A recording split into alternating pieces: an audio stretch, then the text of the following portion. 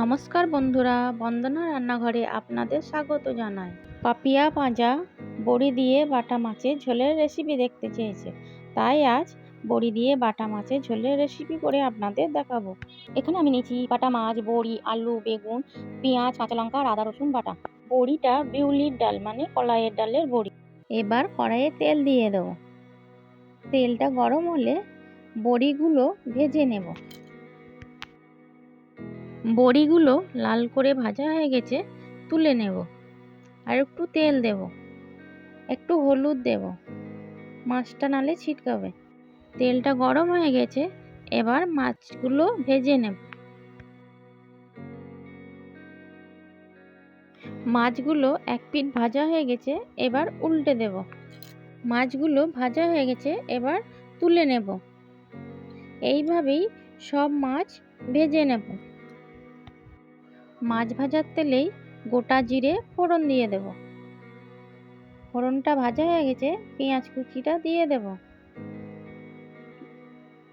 1 চামচ নুন দিয়ে পেঁয়াজটা লাল করে ভেজে নেব।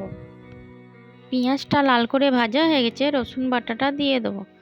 দিয়ে একটু ভেজে নেব। পেঁয়াজ আর রসুনটা ভালো করে ভাজা হয়ে গেছে, এবার কেটে রাখা আলু দিয়ে দেবো। দিয়ে ভালো করে ভেজে নেব, কাঁচা লঙ্কা আর হলুদ দিয়ে। আদা বাটা দিয়ে দেব, সামান্য জল দিয়ে দেবো। দিয়ে ভালো করে কষে নেব, নাহলে মশলাটা পুড়ে যাবে। আদার কাঁচা গন্ধটা চলে গেছে, 2 চামচ জিরে গুঁড়ো দিয়ে দেবো।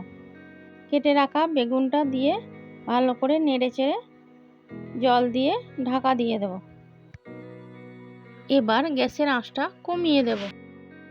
এবার ঢাকাটা খুলে দেখে নেব, ভালো করে সব কিছু একসাথে কষানো হয়ে গেছে। পরিমাণ মতো জল দিয়ে দেব, স্বাদ মতো নুন দিয়ে দেব।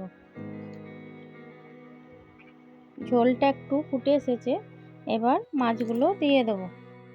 ঝোলটা ভালোভাবে ফুটে গিয়েছে, এবার ভেজে রাখা বড়িগুলো দিয়ে দেব।